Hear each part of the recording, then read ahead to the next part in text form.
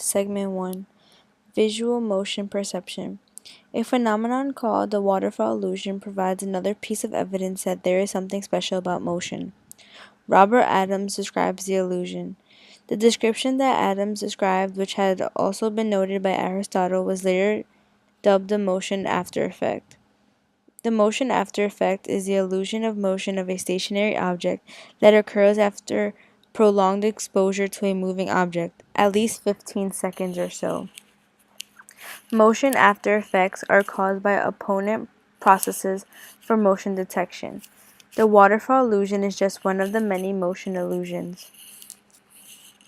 Katoka's pictures are stationary on the page, but they can produce a strong illusion of motion if you allow your eyes to drift across them.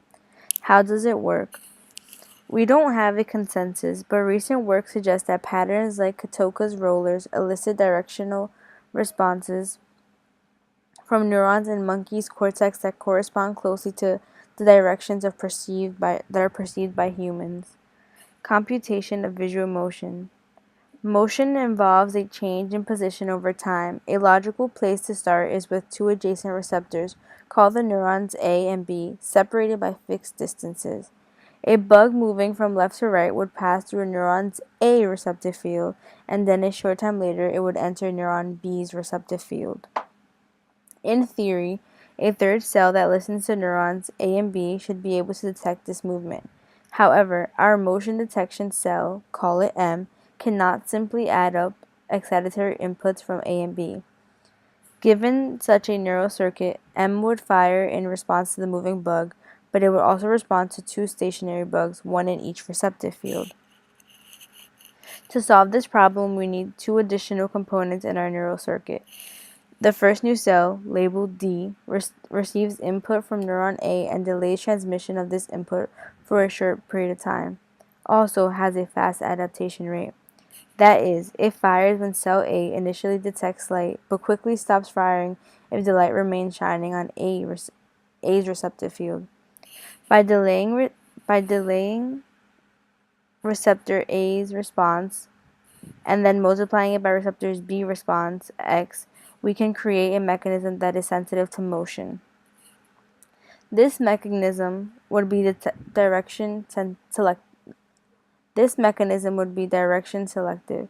It would respond well to motion from left to right, but not from right to left.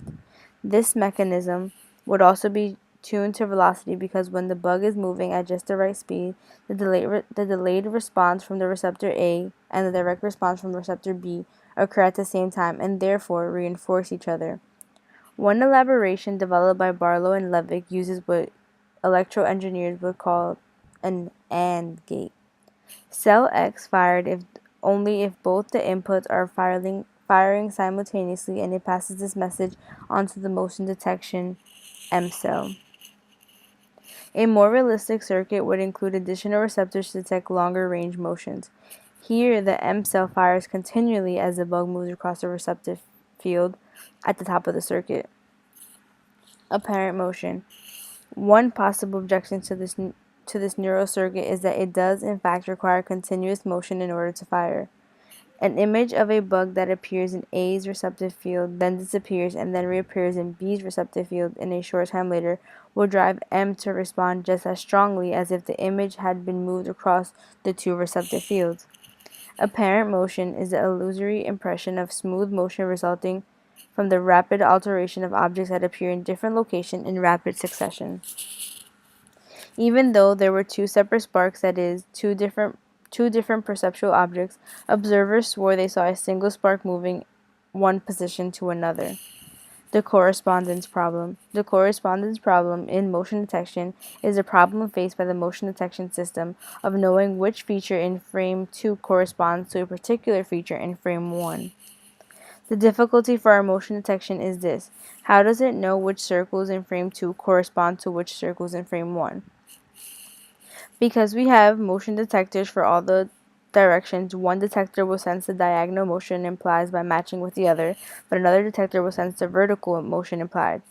These detectors compete to determine our overall perception.